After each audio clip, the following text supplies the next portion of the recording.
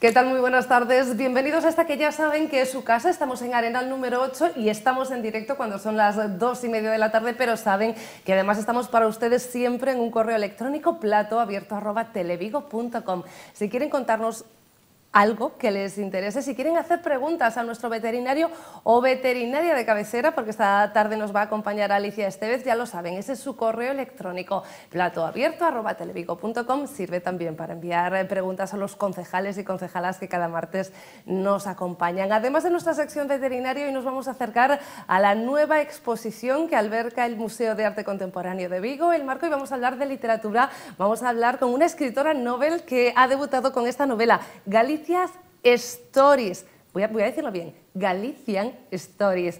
Silvia de Pablos, ¿qué tal? Muy buenas tardes. Muy buenas tardes, María. Me ha encantado porque yo hablaba y tú mirabas para la tele, como diciendo, ahí estamos, en directo. Oye, debutas con una novela que todo el mundo intenta debutar, con un relato corto presentado en un concurso, con un libro de relatos, quizá poesía, y tú vas directa al toro. Bueno, pues sí, yo sí que llevo tiempo escribiendo artículos sobre mi profesión. Yo soy profesora. ¿Sí? de FP y algunos artículos sobre profesores y llevo desde muy joven pues, poniendo artículos de opinión. Cuando estaba en la universidad ya escribía en revistas universitarias, pero sí, esta vez he dado el salto gordo y bueno, voy a escribir una trilogía de misterio basada en mitos y leyendas de Galicia. Ojo, trilogía, que sé que la segunda parte está en marcha, pero venimos a hablar de la primera, que es la que tenemos ya en las librerías y es la que nos lleva no solo a través de mitos y leyendas, sino que esto, además de ser no tanto un thriller como una novela de misterios, es además para mí una guía de viajes en potencia, con paisajes y gastronomía para aquellos que nos quieran visitar. Exactamente, no solamente para los que somos gallegos y vivimos en Galicia, para recordar sitios que a veces los tenemos olvidados y no los visitamos, que me ha ocurrido con compañeros, me han leído y dicen, jo, ahora que estoy leyendo tu novela, hace años que no voy a la Ribeira Sacra, o hace años que no vamos al norte a ver la costa donde está San Andrés de Teixido. Entonces, una forma como recordatorio de que tenemos parajes naturales incomparables y a veces los tenemos muy olvidados, ¿no?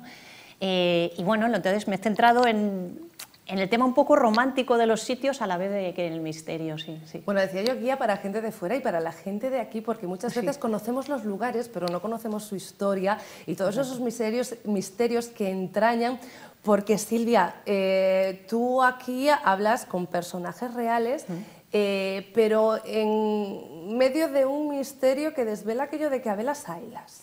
Sí, correcto. Bueno, para los que se animen a leerla, aparte de hablar de misterios en plan crímenes y cosas en plan novela policíaca, pues se habla de las leyendas típicas de Galicia, la Santa Compaña, as meigas. Entonces, está bien, porque por un lado está para recordarnos a nosotros nuestra propia historia, nuestro propio entorno y las creencias actuales que aún se dan, sino también para la gente de fuera de Galicia, para que nos conozca un poco de otra forma, ¿no? Para hablar un poco de lo que son las leyendas y mitos de Galicia, pero en la actualidad. Tú misma te defines como galaico-madrileña, tienes un piececito puesto aquí en Vigo, otro piececito puesto en Madrid. Esto hace que la novela comience en Madrid y a lo mejor que te identifiques en cierta manera con la protagonista de la novela, que también tiene un piececito puesto y el corazón puesto en ambos lados, ¿no? Sí, lo que pasa es que yo soy más gallega que Sandra, que es la protagonista, puesto que, bueno, yo nací en Madrid, pero llevo aquí desde muy pequeña y yo me considero gallega, aunque en el DNI me pone que nací en Madrid, pero yo soy muy gallega, ya lo veréis al escribir, al leerme sobre todo, ¿no? Que se me nota el ramalazo. Pero sí que la protagonista sí que ella no es como yo que he nacido en Madrid y me he criado aquí. La protagonista lo que hace es que ha nacido en Madrid, se ha criado en Madrid, pero vino a estudiar a Santiago de Compostela, una de las 3 universidades gallegas, y entonces le caló hondo ese periodo, entonces ahora vuelve otra vez y bueno, no os cuento más si no es spoiler. Bueno, sin hacer spoiler, podemos decir que es cuando empieza a escribir su tesis, precisamente sobre mitos y leyendas, cuando regresa a Galicia. Creo que tampoco hago spoiler cuando digo que aquí se reencuentra también con amigos, en concreto con un amigo y con una amiga, a los que vamos a conocer de forma más profunda en esta novela y que le ayudan a desentrañar estos misterios. Estos son los personajes protagonistas, pero a mí me llaman especialmente la atención algunos personajes secundarios, sobre todo como esa expareja que Raquel tiene, que de verdad es para darle de comer aparte. Sí, pero bueno, yo creo que en la vida uno tiene las parejas normales, pero luego también lo que te da un poco de miguilla en la vida es esos ex, sobre todo mucha gente que tienen y no se acaban de ir del todo. No podemos tampoco desvelar más, pero bueno, que ese tipo de amores a mí me gustan, por lo menos en cuanto a novela, porque hacer una novela en que todo sea fácil desde el principio, tal, todo final feliz, personajes así, a mí me aburren un poco. Bueno, quédense con el personaje de Juan Carlos, creo que se llama, ese es el nombre que también tiene, sí, su expareja, su exmarido, también tiene bueno, una peripecia vital interesante. Y nos reímos también porque sí es cierto que hay misterio, que hay ciertos pasajes oscuros, pero hay otras escenas como muy cómicas. Yo no sé si utilizas la retranca o el humor para salir a veces de eso. Utilizo la ironía y el humor negro, que yo creo que es primordial para sobrevivir en esta vida. Y la música, que también forma parte de los personajes de esta novela, en la que están indudablemente los paisajes, pero también está la música con la que nos metes en determinadas situaciones. Bueno, es que yo creo que todos nuestros recuerdos siempre lugares y situaciones los asociamos a olores, a visiones y a música. Yo por lo menos, y yo creo que comentándolo con muchos amigos y familiares también, hay veces que una determinada canción pues te lleva a determinadas situaciones o recuerdos. Entonces eso en la novela se utiliza mucho ese recurso la protagonista para acordarse de determinadas escenas que han marcado su vida. Y ahora sí, a riesgo de hacer ya spoilers de Galician Stories, hasta aquí podemos leer. Hablamos de esa siguiente novela. ¿Ya desde el principio sabías que iba a ser una trilogía? Pues sí, precisamente porque ya llevo muchos años dándole vueltas a esta novela en la cabeza antes de plasmarla en papel, ¿no? Antes de pasarla al ordenador. Entonces tengo un montón de ideas sobre la novela, pero claro, si lo hacía todo en una, me quedaba una novela tipo Pilares de la Tierra, que son estas novelas de 800 o 1000 páginas. Y yo no sé vosotros, pero yo soy la típica que me gusta llevarme libros a la playa, al transporte público. Cuando me voy de viaje y me gusta este formato, lo de llevarme un libro así, para mí es un poco incómodo. Entonces dije, mira, pues ya está, pues lo hago en una trilogía y divido, y yo creo que es más práctico para el lector, ¿no? Silvia, creo que fue, como muchos escritores y escritoras, el confinamiento quien te dio tiempo para escribir esta novela, pero la historia estaba pensada ya desde hace mucho tiempo. Correcto, ya llevaba años maquinando ya cómo iba a empezar la novela. De hecho, hasta tenía algunos esquemas por casa de cómo estructurar los personajes, la acción y todas las leyendas que quería meter en la novela. Pero hasta el confinamiento dije, bueno, a ver cuando tenga un poco de tiempo, y parece, no sé, que fue cosa del destino, a ver en cuanto tenga un poco de tiempo. Y como el confinamiento pues nos confinaron a la mayoría de los trabajadores a estar trabajando en casa, pues al ahorrarte el tiempo entre ir, salir y tal, más tiempo con el ordenador, y fue cuando me arranqué, ¿no? a empezar a iniciar el escribir. No hay confinamiento ya, ni va a haber más, no se preocupen, así que ahora tienes que sacar tiempo de donde no lo hay para continuar la historia, pero entiendo que una vez que los personajes ya están vivos es más fácil. No, si ahora es más fácil, o sea que bueno, tengo que coordinarlo con vida personal, familiar. Yo soy profesora en formación profesional y también, claro, tengo mis grupos, tengo mis clases, pero el tiempo libre que tengo ahora se lo dedico a escribir. ¿Cuándo salió? Salió en julio del 2022 y espero que la segunda parte pues salga también entre primavera e inicios de verano del 2023. ¿Ves por qué se dan cuenta? Porque nosotros siempre damos ese correo electrónico al comienzo del programa, porque resulta que tenemos escritoras perdidas por Vigo que no conocíamos, que han publicado ya hace 6 meses y cuyos libros no habíamos leído ni habíamos podido recomendar. Ahora ya estamos en contacto con Silvia de Pablos, ustedes ya conocen su nombre y ya conocen el título de esta primera novela, y prepárense, léanla ya, aunque tengo que decir, porque es de esas historias, yo creo que con los thrillers ocurre mucho, que salen muy rápido. Hombre, porque yo creo que también que son un tipo de novelas muy dinámicas. Yo creo que son fáciles de fluir cuando tienes la idea en la cabeza y fáciles de leer también. Bueno, y porque quieres saber el final, quieres saber quién Exactamente. vive, quién muere o quién vive ya habiendo muerto, porque hay del todo aquí. Cuando decimos que a velas haylas, lo decimos de verdad. Silvia, pues muchísima suerte con la siguiente novela. Gracias. Ya sí, entonces te quiero aquí, porque normalmente yo cuando hablo de un libro digo, se va a presentar tal día, Sí. o os pregunto a vosotros que cuándo se va a presentar. En tu caso, entiendo que este ya está más que presentado, que si queremos ir a hablar contigo para hacerte preguntas sobre los personajes, ya tendrá que ser en verano con la presentación de la siguiente. Perfecto. ¿Tiene Pues título? Sí. ¿Quieres que lo diga en primicia? Solo si tú quieres decirlo. Vale, se llama Resurrección y pongo entre paréntesis Galician Stories 2 para que la gente sepa que es la continuación. Bueno, pues de momento busquen este y Resurrección estará en unos meses en las librerías. Silvia de Pablos, muchísimas gracias. Muchísimas gracias a ti, María, un placer estar contigo. Nosotros seguimos viajando entre la cultura y nos vamos al Marco porque tenemos una expo nueva. Desapego es el resultado de un proceso de investigación y trabajo de varios años. Una visión en primera persona de la maternidad a través del arte que nace en 2008, en el momento en el que Andrea Costas decide ser madre. Sus gemelos lo llenan todo. A Emma y Simón por existir y traernos esta convulsión. Esta exposición es una despedida, es un homenaje, una interpretación y también un manifiesto. Una reclamación para que el mundo pueda empezar a entender en qué consiste este proceso y trate de darle cobertura, que lo valore y busque la manera de ponerlo al principio de la lista de prioridades. El proyecto está integrado por un conjunto de piezas, un relato conciso en vídeo, fotografías que sintetizan una acción, una serie que la describe, un objeto simbólico, un mural que se expande y deja ver las claves de un pensamiento.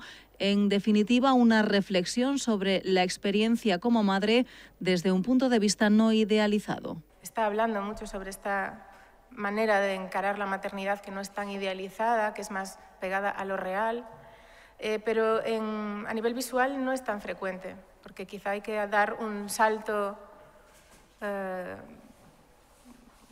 valiente, ¿no? de enseñar algo muy íntimo. Una exposición que cuenta con el apoyo de la Diputación de Pontevedra. Me impacta como mujer, me impacta como persona que cree profundamente en la igualdad. Y que convierte al Museo Marco en un lugar de exposiciones diferente. Los museos ya no pueden ser lugares pasivos de exposición. Tienen que ser lugares de atracción, lugares dialécticos. Desapego de la viguesa Andrea Costas se podrá visitar desde este martes hasta el próximo 2 de julio. Continuamos, sección veterinaria e saudamos hoxe a Alicia Estevez. Alicia, que tal moi boas? Hola, boas tardes, que tal?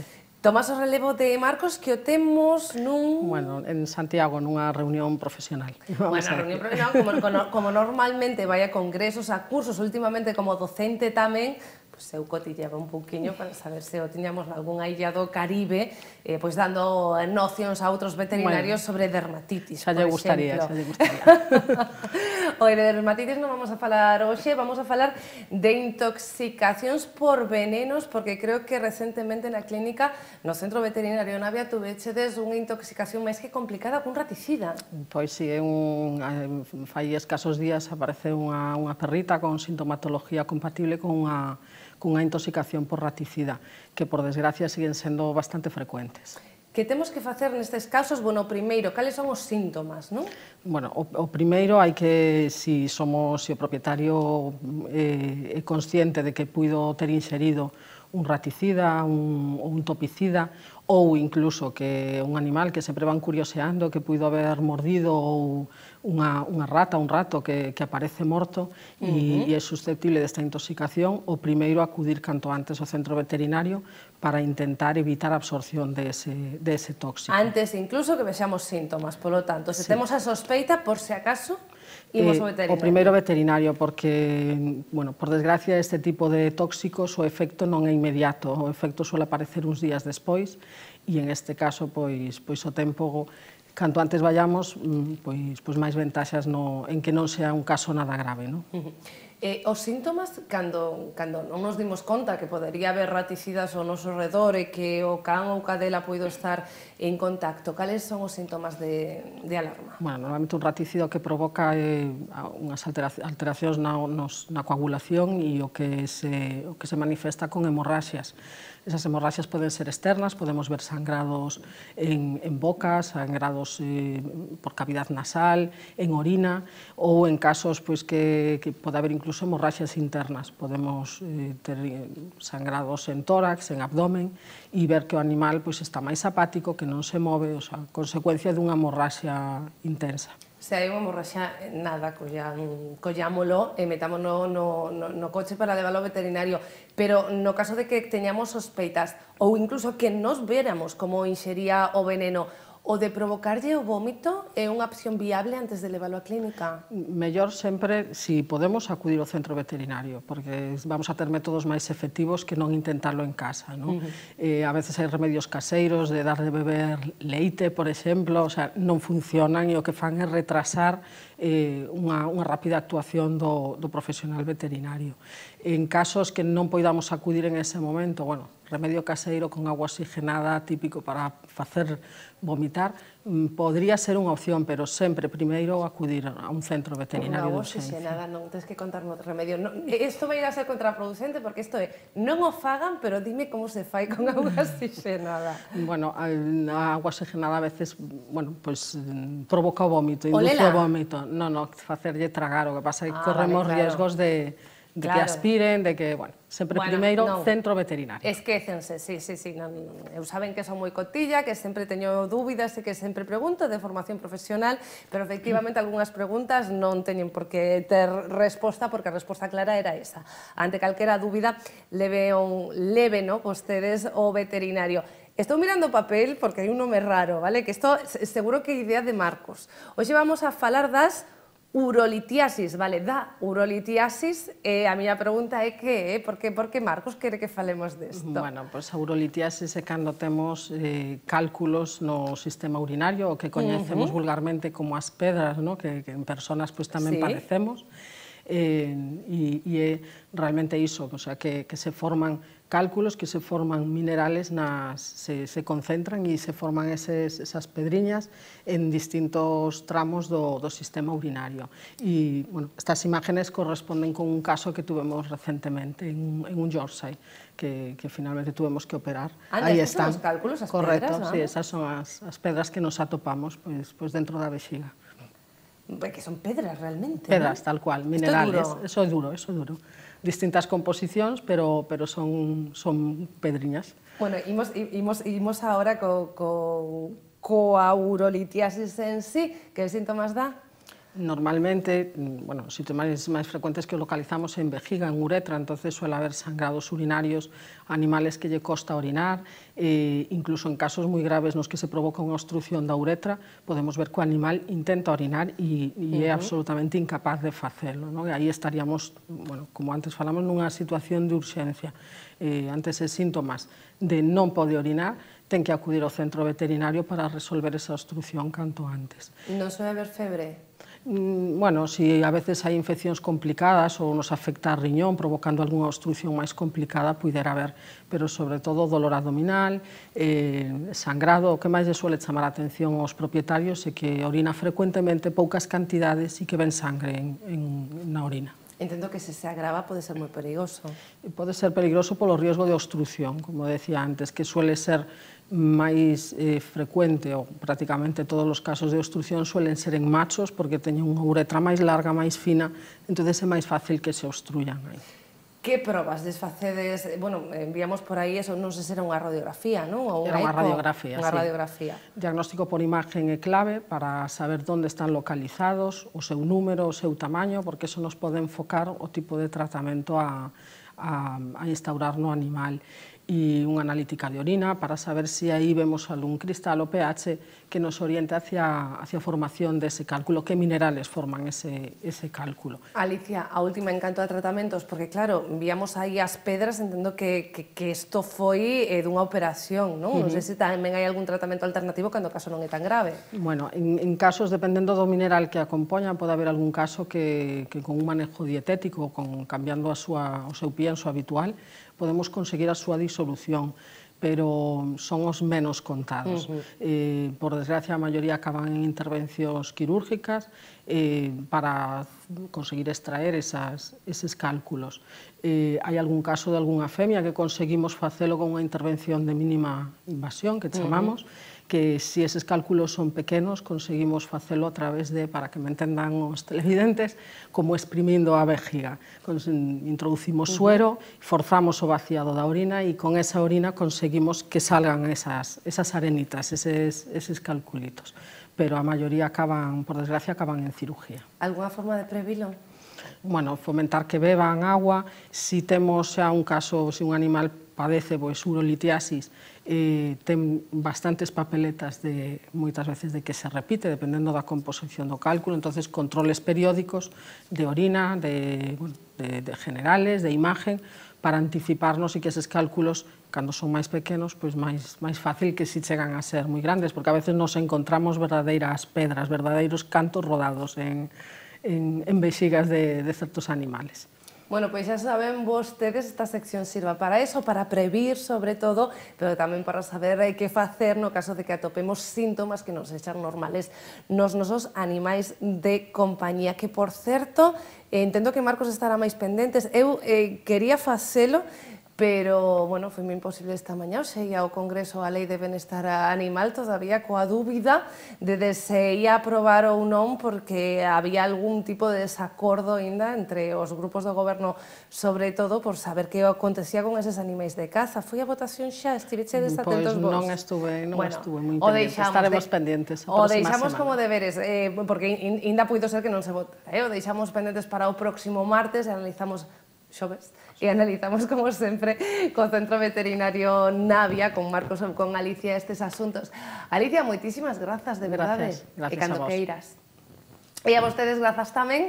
Saben que mañán estaremos de novo demais con toda a xenda do fin de semana aquí entre as 2:30 e as 3, un bico.